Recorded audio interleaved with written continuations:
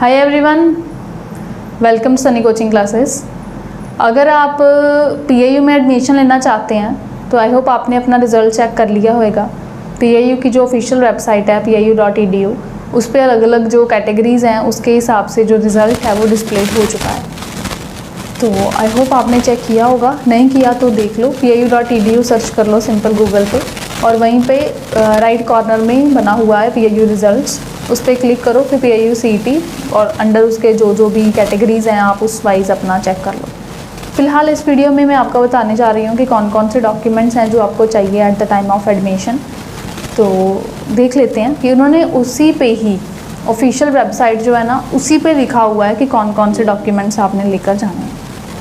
तो CET 2025 first counselling की schedule बात कर रहे हैं। कहाँ पर होनी है ये एडमिशन आपकी? काउंसलिंग मतलब admission doctor Manmohan Singh auditorium PAU में, वहाँ पे एडमिशन होनी है। 7 AM आपने पहुँच जाना है। कब? अगर आपने जब चेक किया तो आपका कुछ ना कुछ, अगर आपका रैंक जो है वो 701 से आगे कुछ भी है जनरल कैटेगरी में, तो फिर आपने 26 जून को जाना है। और अगर आप किसी भी रिजर्व्ड कैटेगरी को बिलोंग करते हो, कुछ भी जितने उन्होंने रिजर्वेशन दिए हुए हैं कि किसी भी रिजर्व्ड कैटेगरी में आते हो, तो आपने 27 जून को जाना है। तो आप पहले तो अपना रैंक चेक करो रिज़ल्ट में और वो देखो कि वो कितना है। अगर आप रिजर्व्ड कैटेगरी वाले हो तो रिजर्व्ड वाले दिन जाओ, जनरल कैटेगरी वाले हो तो जनरल जो है काउंसलिंग उस दिन जाओ। फिर जो भी रैंक है उस मुताबिक आप 25, 26 या 27 जो डेट है उसमें चले जाओ। अब बारी है कि कौन कौन से डॉक्यूमेंट्स हैं जो आपने लेकर जाना है। तो डॉक्यूमेंट्स आपने जो काउंसलिंग के टाइम पे दिखाने होंगे वो क्या क्या हैं? सबसे पहले तो वाइट फॉर्म। इसी चैनल पे एक वीडियो है, पुरानी वीडियो है, उसको देखो, how to fill white form. उसमें अकेली अकेली जो डिटेल्स हैं वो गिवन है कि ये जो फॉर्म है इसको इस तरीके से आपने फिल करना है, तो वो आप देखो। वाइट फॉर्म यहीं पे जो वेबसाइट है पीएयू की, वहीं से आप वेबसाइट से डाउनलोड कर सकते हो जो वाइट फॉर्म है।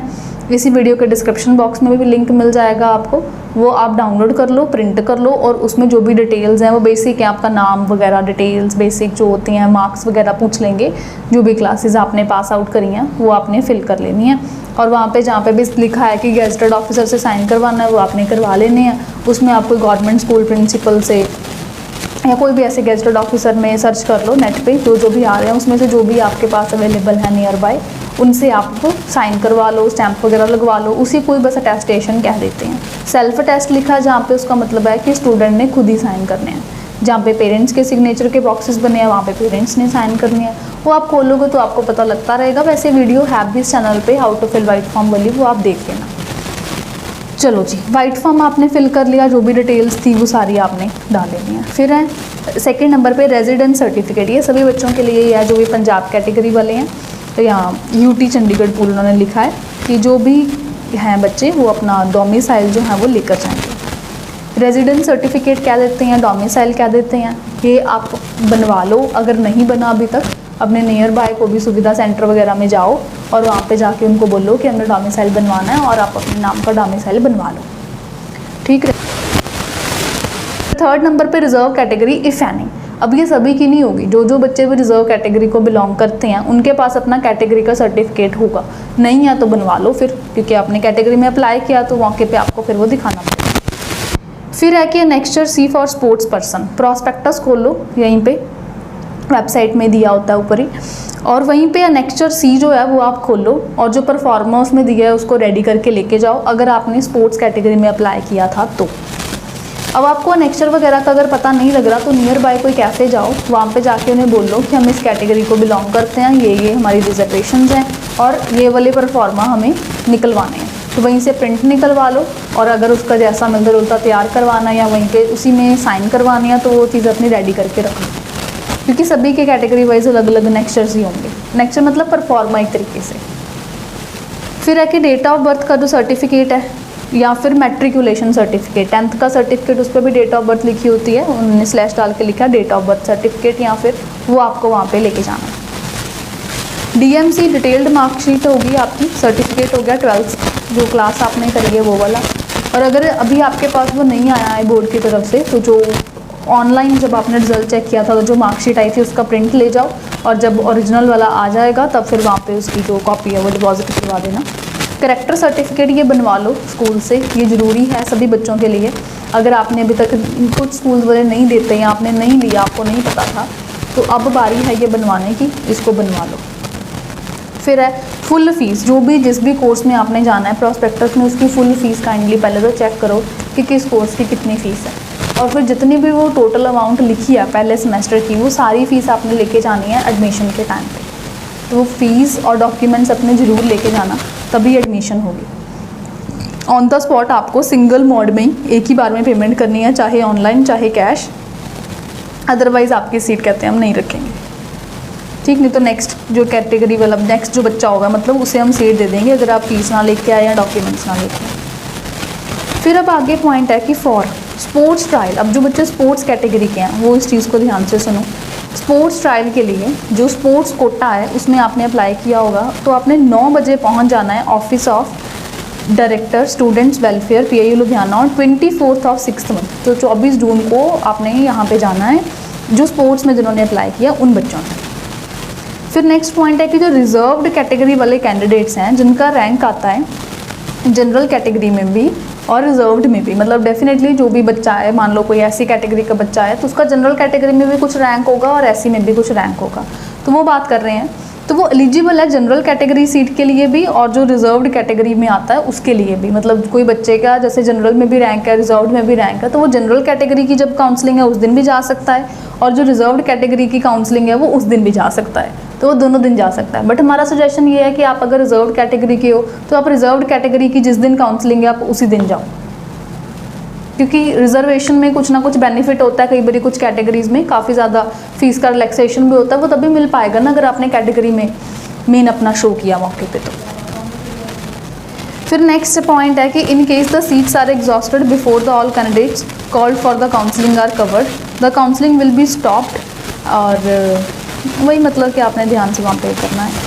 रिपोर्टिंग टाइम जो है कैंडिडेट्स के लिए वो 30 मिनट्स है बिफोर द स्पेसिफाइड टाइम, जैसे उन्होंने पहले टाइम बताया था उससे भी आधा घंटा पहले ही आपने पहुंच जाना है। अगर आप लेट हो गए तो कहते हैं हमारी कोई जिम्मेवारी नहीं है इसमें। फिर हमारे पास ये है कि कोई सेपरेट इन्फॉर्मेशन जो है वो कहते हैं हम प्रोवाइड आपको और नहीं करेंगे, यही है जो हमने यहाँ पे लिख दिया। The rank of armed forces category, जो भी आर्म्ड फोर्सेस वाले बच्चे जिन्होंने इस कैटेगरी में अप्लाई किया उसका जो भी रैंक है वो काउंसलिंग के टाइम पे ही हम देंगे एज पर annexure 4th A of PIU prospectus में जो लिखा है वो उसी हिसाब से कहते हैं हम देंगे। तो यही है, जब आपने काउंसलिंग में जाना है तो आपने सारे जो एलिजिबिलिटी है आपकी वो कैंडिडेट्स वही जाएंगे और अपने डॉक्यूमेंट्स वगैरह जो भी हैं जिस कैटेगरी में अप्लाई किया है उसका सर्टिफिकेट्स हो गए, फीस हो गई, ये सारी चीज़ आप अपनी तैयार करके लेके जाओ।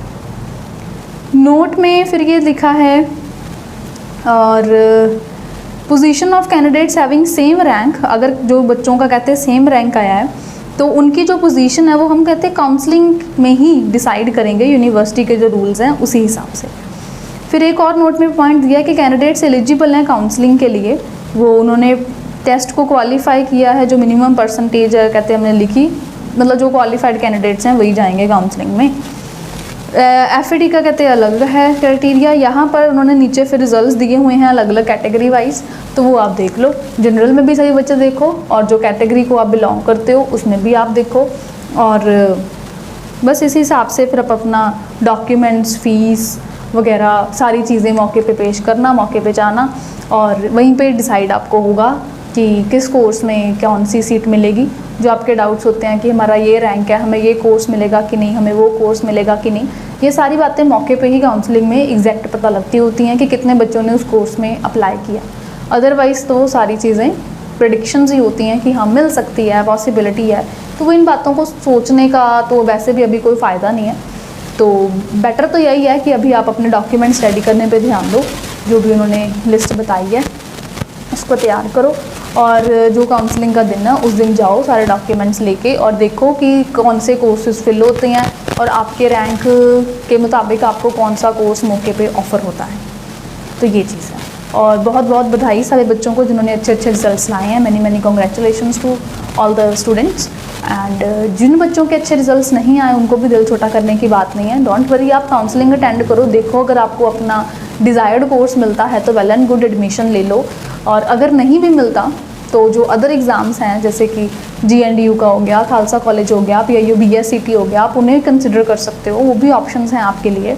बट इन केस वहाँ पे आपकी बात नहीं बनती है, वहाँ पे भी नहीं है, तो आप नेक्स्ट ईयर जो पेपर है उसकी तैयारी शुरू कर देना। हमारे जुलाई में जो कोर्सेज़ हैं फॉर नेक्स्ट ईयर कोचिंग के लिए वो स्टार्ट हो जाते होते हैं, तो आप जुलाई में हमें एक बारी कॉन्टैक्ट कर लेना और अपनी क्लासेस शुरू कर लेना। ऑनलाइन एंड ऑफलाइन दोनों तरीके से हम कोचिंग प्रोवाइड करते हैं, PIU CET की भी और भी बहुत सारे एंट्रेंसेस की।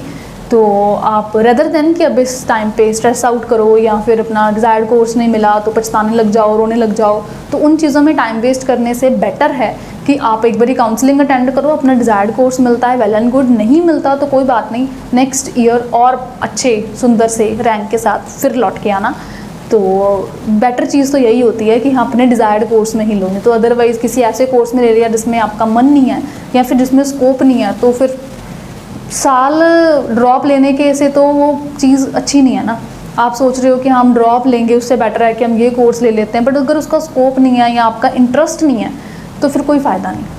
वहाँ पे भी मौके पे भी काउंसलिंग सेशंस जो हैं वो प्रोवाइड करते होते हैं टीचर्स, यूनिवर्सिटी में भी वहाँ पे बहुत सारे टीचर्स वहाँ पे बैठे होते हैं, तो आप उनसे भी गाइडेंस ले सकते हो जाके कि हमारा ये कोर्स है तो हमें ये हमारा ये रैंक है तो हमें ये कोर्स लेना चाहिए, या इन दोनों कोर्सेज़ में से बेटर स्कोप किसका है, या हमें ये चीज़ चाहिए या इन फ्यूचर जॉब ऐसी तो हमें कौन सा कोर्स लेना चाहिए। वहाँ पे भी टीचर्स होते हैं, वो भी बहुत अच्छे हैं, गाइड कर देते हैं, तो आप उन्हें भी कॉन्टैक्ट कर सकते हो मौके पर, इतना टेंशन मत लो।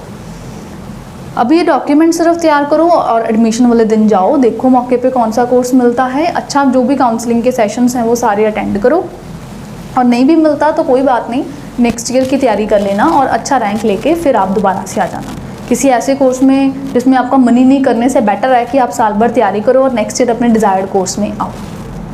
ठीक है जी, तो आप अपना रैंक और जो डिज़ायर्ड कोर्स है वो ज़रूर कमेंट्स में बताओ।